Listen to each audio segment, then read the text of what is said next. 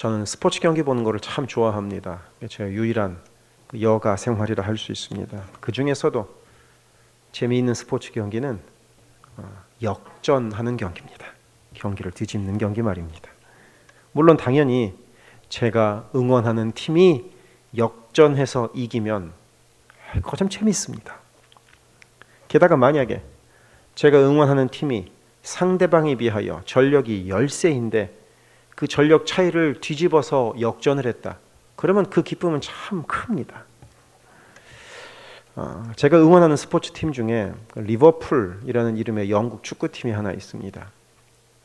유럽에서는 매년 유럽 전체 프로축구에서 가장 강한 팀을 결정하는 대회를 여는데 2005년에 리버풀이 그 대회 결승까지 올라간 적이 있습니다. 그것만 해도 대단합니다. 그때 그 결승전의 상대는 그 당시 세계에서 가장 축구 잘하는 선수들만 모여있는 그야말로 드림팀과도 같은 팀이었습니다. AC 밀란이었죠. 그와는 반대로 이 리버풀은 그저 그런 평범한 팀이었습니다. 그러니까 이 결승전 한 경기를 앞두고 모든 전문가들이 리버풀의 패배를 예측했습니다.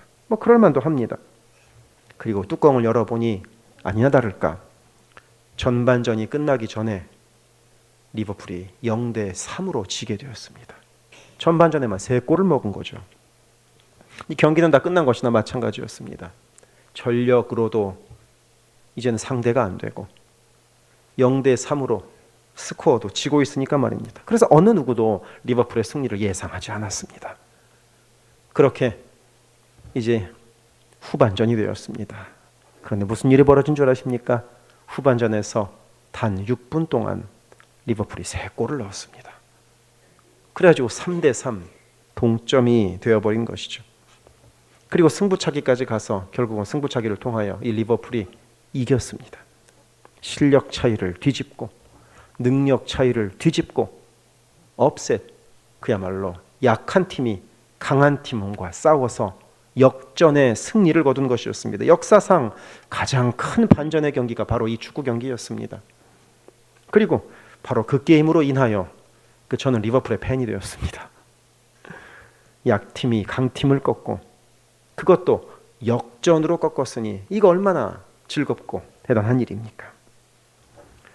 이런 역전의 경기가 우리에게 희열을 주는 이유가 곰곰이 생각을 해봤더니 한 2가지 정도 이유가 있을 것 같습니다. 첫째, 이 세상에서는 약한 자가 강한 자를 이기는 경우가 거의 없기 때문입니다. 약한 나라와 강한 나라가 전쟁하여 약한 나라가 이기는 경우 거의 없습니다. 작은 회사와 큰 회사가 경쟁하여 작은 회사가 이기는 경우 매우 드뭅니다. 큰 회사가 작은 회사를 집어삼키지 거꾸로 작은 회사가 큰 회사를 집어삼키는 경우는 거의 없습니다. 그런 이 세상의 흐름 속에서 스포츠 경기에서만이라도 약팀이 강팀을 이기면 이 세상에서 볼 수 없는 일을 보는 것이기에 그것이 주는 희열이 큰 것 같습니다. 또 하나의 이유가 있다면 우리 대부분은 강자가 아니라 약자이기 때문입니다. 어찌 보면 우리 안에 강자는 없지 않을까 싶습니다. 내가 아무리 힘이 강하다고 해도 나보다 힘이 강한 사람이 어디엔가 있고요. 내가 아무리 가진 것이 많다 해도 나보다 많이 가진 사람이 어딘가에 있고요. 그리고 내가 아무리 높은 권력을 갖고 있다고 하더라도 나보다 더 높은 권력을 가진 사람이 또 어딘가에 있습니다. 그러니까 우리 모두는 이 세상에서 어찌 보면 강자가 아니라 약자로 살아갑니다. 그렇게 내가 약자이기에 약자가 강자를 이기면 그것도 역전하여 이기면 그것만큼 희열이 없는 것 같습니다. 내가 이긴 듯 기쁜 것입니다. 예수님의 부활도 마찬가지 아닐까요?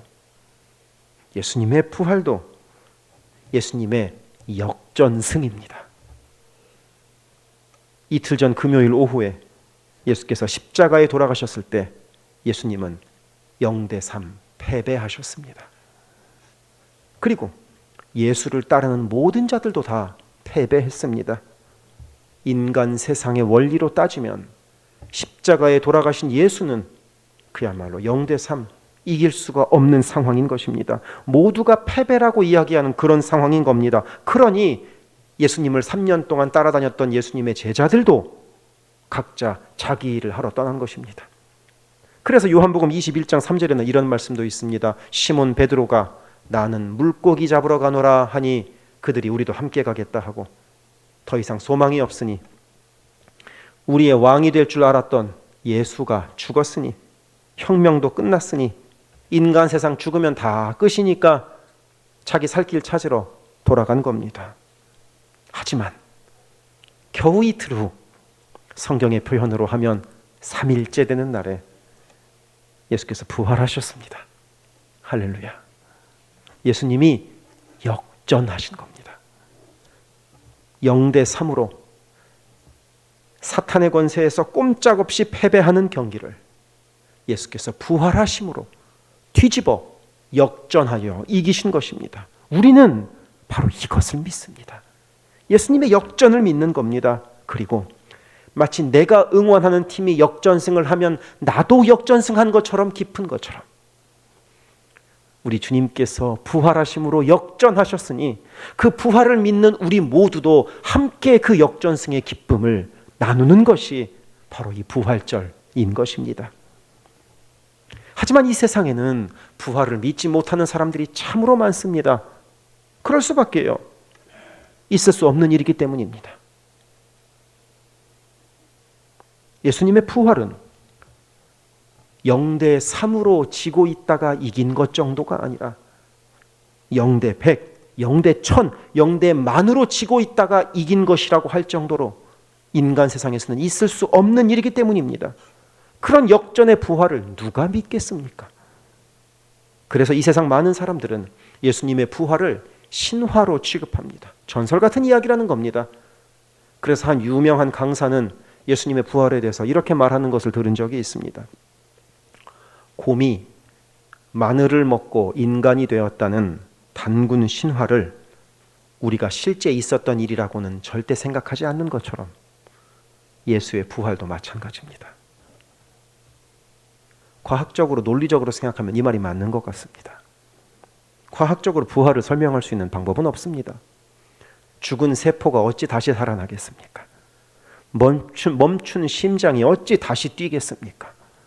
감겨버린 눈이 어찌 다시 띄어지겠습니까? 과학적으로 불가능합니다. 그러니까 예수님의 시대에도 부활을 믿지 못하던 사람들이 부활을 어떻게든 설명하거나 아니면 어떻게든 부활을 폄훼하기 위해서 별의별 말을 다 만들었습니다. 이런 말도 있습니다. 예수님께서는 부활하신 것이 아니라 십자가에서 피를 너무 많이 흘리셔서 쇼크를 당하신 거다. 그러다가 깨어나신 거다. 어때요? 말되는 것 같지 않으십니까? 또 어떤 사람들이 이렇게도 설명합니다. 우리가 봤던 예수는 진짜 육신, 플래시를 가지신 예수가 아니라 환상과도 같은 모습이었다. 그러니까 십자가에 달려 죽은 예수는 환상이 사라진 것뿐이고 부활한 예수는 환상이 돌아온 것이다. 이렇게 설명하기도 합니다. 심지어 어떤 사람들은 예수는 실제로 죽었고 예수의 제자들이 어떻게든 자기들이 살아남고자 예수님과 똑같이 닮은 대역을 예수님이라고 내밀은 것이다. 이렇게도 이야기했습니다. 심지어 또 어떤 사람들은 이렇게도 이야기합니다. 예수님은 죽었는데, 그래서 다 끝났는데 제자들이 예수님이 부활하셨다고 거짓말을 퍼뜨린 거다. 거짓말을 퍼뜨리고 그것이 들킬까 봐 겨우 40일 만에 승천하여 이 세상에 없다고 이야기하는 것이다. 이렇게까지도 이야기합니다. 부활이 믿어지지 않으니까 어떤 식으로든 설명해 보려고 노력하는 겁니다. 그것이 우리 인간의 한계입니다. 우리는 말이 되는 것만 믿으려고 하고 내 머리로 이해되는 것만 믿으려고 합니다. 하지만 예수님의 부활은 변치 않는 사실입니다. 예수님의 부활은 실제로 있었던 일입니다. 우리는 그것을 믿습니다. 예수님이 실제로 부활하신 것이 아니라면 예수님의 부활을 증거한 부활의 증인들은 모두 다 거짓말을 한 것이고, 그렇게 많은 사람들이 거짓말을 했으면 지금까지 그 말이 사실로 내려올 리가 없기 때문입니다. 그리고 기독교 역사상 수많은 신앙의 선배들이 가장 강조했던 것이 있다면 그것은 바로 예수님의 부활입니다. 부활이 우리 신앙의 정체성입니다. 바울 사도가 전파한 복음의 핵심도 바로 부활이었습니다. 그러니까 고린도전서 15장 19절에는 이렇게 기록되어 있습니다. 만일 그리스도 안에서 우리가 바라는 것이 다만 이 세상의 삶뿐이면 모든 사람 가운데 우리가 더욱 불쌍한 자이리라. 부활이 만약에 없다면 우리가 뭐하러 이 시간에 이렇게 교회에 와서 앉아있고, 우리가 뭐하러 찬양하고, 우리가 뭐하러 열심히 기도하겠습니까? 부활이 없다면 우리가 뭐하러 이렇게 졸린 눈을 비비며 들리지도 않는 설교를 들으려고 노력하겠습니까? 그러니 만약 부활이 없다면 우리는 더욱 불쌍한 자인 겁니다. 쓸데없는 수고를 하고 있는 겁니다. 하지만 그와는 반대로 부활은 실제로 있었기 때문에 우리는 불쌍한 자가 아니라 영원을 소망하는 자로 살아갑니다.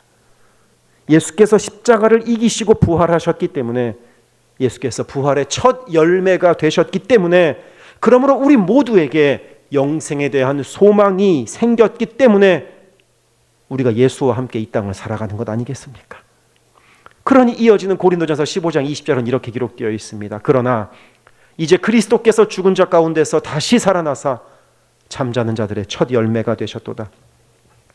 예수께서 부활의 첫 번째 열매가 되셨고, 그 예수의 부활을 믿는 우리 모두가 그 다음 열매로 우리 다 부활한다는 것입니다. 그러니 사랑하는 성도 여러분, 부활의 소망을 굳게 붙드시기를 바랍니다. 영생에 대한 소망을 선명하고 또렷하게 가지고 계시기를 바랍니다. 주님께서 부활하셨으니 우리도 한 명도 빠짐없이 그 부활을 믿어 부활하게 될 것이기 때문입니다. 오늘 우리가 읽은 이 사도행전 10장의 말씀은 베드로 사도가 이방인인 고넬료라는 사람의 가정에 가서 설교를 한 내용입니다. 원래 베드로는 이방인에게 복음을 전했던 사람이 아니라 유대인에게만 복음을 전했던 사람입니다. 예수님의 십자가 위에 달려있던 죄패에도 유대인의 왕이라고 쓰여 있지 않습니까? 그러니까 인류 역사상 최초의 교회였던 예루살렘 교회에서도 교인들은 온통 유대인들 뿐이었습니다. 이방인은 없었습니다. 그러나 어느 날 베드로가 기도 중에 환상을 보았습니다. 그 환상 가운데 하늘에서 내 보자기가 내려오는 겁니다. 그리고 그 보자기 아내를 보니까 유대인들이 지키는 율법에 의하면 부정하다고 여기는, 먹으면 안 된다고 하는 짐승들로 가득한 겁니다. 그때 하늘로부터 하나님의 소리가 내려옵니다. 잡아먹어라. 그러자 베드로가 하나님께 대답합니다. 부정한 것을 제가 먹을 순 없습니다. 그러자 하늘에서 사도행전 10장 15절과 같은 말씀이 내려옵니다. 하나님께서 깨끗하게 하신 것을 네가 속되다 하지 말라. 이 음성을 듣고 베드로가 하나님 앞에 엎드립니다. 베드로의 좁은 생각이 깨집니다. 하나님은 구분하지 않고 계시는데, 예수님의 부활은 우리만을 위한 것이 아니었는데 나는 이 복음을 유대인들만을 위하여 생각하고 있었구나 하고 베드로가 자신이 가지고 있던 생각을 깨게 됩니다. 그때 마침 이방인 고넬료가 베드로를 초청하기 위하여 종들을 베드로가 머물던 집으로 보냅니다. 그 종들이 베드로가 머무는 집에 문을 똑똑똑똑 두드립니다. 베드로는 문을 열어서 고넬료가 베드로를 초청하기 위하여 온 종들을 봅니다. 그리고 거기에서 이것이 하나님의 인도하심이구나 하고 깨닫고 이방인 고넬료의 집에 가서 그들에게 복음을 전하게 됩니다. 이방인 고넬료의 집에 가서 보니 그 집안의 모든 사람들 다 이방인들이었죠. 그들이 눈을 빨갛게 뜨고서 목이 빠지도록 베드로의 설교를 기다리고 있었던 겁니다. 그래서 베드로는 피를 토하는 심정으로 이 이방인들에게 복음을 전합니다. 그래서 오늘 말씀, 이 사도행전 10장 34절부터 43절의 말씀이 이방인들에게 전달된 최초의 설교라 할 수 있습니다. 이 말씀을 요약하자면 이렇습니다. 하나님께서는 예수 그리스도를 이 땅에 보내셨다. 그리고 예수 그리스도는 성령의 능력으로 이 땅에서 선한 일을 하셨다. 하지만 유대인들이 그 예수 그리스도를 나무에 달아 죽였고 하나님께서 사흘 만에 다시 살리셨다. 이것이 베드로가 전한 설교의 내용입니다. 그러면 이 내용에서 무엇이 가장 핵심인 것 같으십니까? 헷갈리시죠? 예. 정답의 T를 미리 힌트를 안 드려서 그렇습니다. 보통 이런 경우는 앞이나 마지막이 제일 중요한 경우가 많습니다. 이런 경우는 특히 마지막이 제일 중요합니다. 베드로가 전한 이 설교의 핵심은 예수 그리스도의 부활입니다. 사람들, 곧 유대인들은 예수가 잘못했다고 예수를 저주하여 나무에 달았으나 하나님은 유대인들이 잘못했고 예수가 옳았다고 확인시켜 주시는 의미에서 예수를 부활하게 만드셨다고 베드로 사도는 선포하고 있는 것입니다. 억울하게 죽은 예수를 하나님께서 다시 살리셨고 다시 사신 예수께서 제자들에게 나타나셨고 그 제자들이 부활의 증인으로서 살아가게 된다는 것 말입니다. 그래서 오늘 말씀에서 베드로 사도는 부활이 우리의 유일한 소망임을 우리에게 알려줍니다. 유일한 소망. 유대인들만을 위하여 부활이 있는 것이 아니라 이 세상 모든 사람들, 내가 미워하는 사람, 내가 싫어하는 사람을 위하여서도 심지어는 나의 원수를 위하여서도 부활만이 유일한 소망이 된다는 것 말입니다. 부활 외에는 우리 기독교를 설명할 수 있는 방법이 없습니다. 부활이 우리 기독교의 정체성입니다. 우리가 선행으로 우리의 복음을 증명하겠습니까? 선행을 행하는 단체는 교회 말고도 이 세상에 정말로 많이 있습니다. 우리가 행복한 공동체를 만들므로 우리가 교회임을 증명하겠습니까? 교회 말고도 행복해 보이는 공동체는 이 세상에 얼마나 많은지 모릅니다. 그럼 우리가 좋은 음식을 먹음으로 우리가 행복한 교회임을 증명하겠습니까? 이 세상에 좋은 음식은 교회에 있는 것이 아니라 고급 레스토랑에 가야 있습니다. 우리의 복음의 핵심은 부활이고 부활이 우리를 교회되게 하는 것입니다. 부활이 가장 중요합니다. 부활이 없으면 예수 그리스도의 십자가는 억울한 죽음일 뿐인 겁니다. 0대3으로 지고 경기 끝난 겁니다. 하지만 예수께서는 부활하셨고 하나님께서 예수를 부활시키셨기 때문에 우리에게 부활의 소망이 생긴 겁니다. 역전의 부활이 이루어졌기 때문에 그 부활을 믿는 우리 모두도 다시 부활할 것입니다. 그래서 바울 사도는 로마서 10장 9절에서 이렇게 설교합니다. 네가 만일 내 입으로 예수를 주로 시인하며 또 하나님께서 그를 죽은 자 가운데서 살리신 것을 내 마음에 믿으면 구원을 받으리라. 무엇을 믿으면 구원을 받는다고 말씀합니까? 예수를 죽은 자 가운데 살리신 것, 곧 부활을 믿어야 구원받는다는 것입니다. 예수의 부활을 믿어야 그것이 우리가 구원받는 길이 된다는 것입니다. 지지난주까지 일부 예배 때마다 딱 요 앞자리에서 매번 참 다소곳하게 예배드리시던 분이 한 분이 있습니다. 바로 이 이수님 권사님이십니다. 이분은 86세 어르신임에도 불구하고 교회 봉사자들에게 폐를 끼치기 싫다는 마음으로 매 주일 일부 예배를 버스를 타고 올림픽 불바드에서 버스에서 내려서 교회까지 걸어서 한 번도 빠지지 않고 한 번도 늦지 않고 예배에 오셨습니다. 그 연세의 어르신이 예배 중에 한눈 한 번 팔지 않고 매 주일 최고의 정성을 다하여 예배하셨던 분입니다. 그리고 예배가 끝나면 늘 밝은 표정으로 제가 송구스러울 정도로 깊이 고개를 숙여서 고맙습니다 하고 인사하고 가시곤 했습니다. 이렇게 이분이 교회를 한 주도 안 빠지시고 정말 성실하게 예배를 드리셔서 보는 저도 참 감사하고 흡족했는데 지난 주일에 나오지 않으신 겁니다. 그래서 왠지 좀 느낌이 이상했습니다. 이럴 때 묘한 느낌이 있습니다. 왠지 돌아가신 것 같은 겁니다. 아니나 다를까 지난 주일에 2부 예배가 끝나고 나서 큰아드님 되시는 그 목사님인데 그 목사님으로부터 연락을 받았습니다. 지난 화요일에 갑작스럽게 어머니가 돌아가셨다는 겁니다. 권사님이 그토록 평생에 기도하셨던 대로 가족들 고생 안 시키고 양로병원 가지 않고 마치 엘리야가 승천하듯 한 번에 하나님께로 갔으면 좋겠다고 평생을 기도하셨는데 그 기도대로 되었다는 겁니다. 하지만 그래도 우리는 너무나 안타깝고 황망하지 않습니까? 함께 예배드렸던 우리 가족이기 때문입니다. 그런데 이후로 한 이틀인가 지나서 이 권사님의 둘째 따님으로부터 2주 전에 우리 권사님과 함께 우리 교회에 예배를 같이 드렸었거든요. 이 둘째 따님과 연락을 닿던 중에 이 권사님에 대해서 더 자세한 남기신 이야기를 알 수 있었습니다. 평소에 권사님이 반복해서 말씀하셨던 것이 있는데 그것은 늘 자신이 천국에 가면 그것은 기쁜 일이니까 장례식 와서 울지도 말고 장례식에 와서 슬프다고 까만 옷도 입지 말아라. 그 누구에게도 부담 주지 말고 조용히 가족장으로 치러라. 나는 천국 가서 신나게 행복하게 춤추고 있을 테니까 너희들 슬퍼하지 마라. 이 이야기를 자식들에게 반복해서 말씀하셨다고 합니다.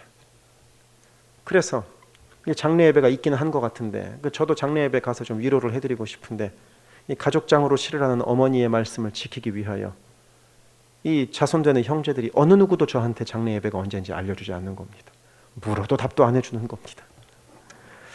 그러다가 지난 목요일 저녁에 이 둘째 따님으로부터 다시 한번 연락을 받았습니다. 너무 마음에 걸려서 연락을 드리는 거니까 내일 낮에 장례 예배가 있습니다. 와서 위로해 주십시오. 이제 하고 둘째 따님으로부터 연락을 받았습니다. 그래서 급하게 금요일 낮에 장례식장에 가서 예배에 참석을 했습니다. 워낙 급하게 연락을 받았으니 조화를 보낼 수도 없었고 그냥 참석해서 위로만 할 수밖에 없었죠. 그 장례 예배 때 이제 목사님이신 큰아드님이 예배를 다 인도를 하고 이제 저는 워낙에 급하게 간 것이다 보니까 이제 마지막에 기도와 축도를 해달라는 부탁을 받았습니다. 그래서 기도하기 전에 제가 이런 말씀을 짧게 이야기를 나누었습니다. 이렇게 말했습니다. 권사님과 함께 예배한 시간은 채 2년도 되지 않는 짧은 시간이었지만 마치 천사처럼 우리에게 왔다 가신 것 같습니다. 주일 이른 아침 하나님을 사랑하는 마음으로 정성을 다하여 예배하셨고 너무나 밝은 표정으로 자리를 일어나셨습니다. 그런 모습을 보는 것만으로도 우리 모두에게 큰 위로가 되었습니다. 이제는 제가 유가족들에게 위로를 전하고 싶습니다. 부활의 주님께서 고인을 천국으로 인도하셨으리라 믿습니다. 그러고 기도하고 돌아왔습니다. 이순임 권사님에게는 부활의 소망이 있기 때문에 천국의 소망이 있기 때문에 장례 때 슬퍼하지도 말고 검은 옷도 입지 말라고 이야기할 수 있었습니다. 그래서 그런가 자손들 중에 참 많은 이들이 검은 옷을 입고 있지 않아서 검은 옷을 입고 간 제가 좀 쑥스러웠던 그런 기억도 있습니다.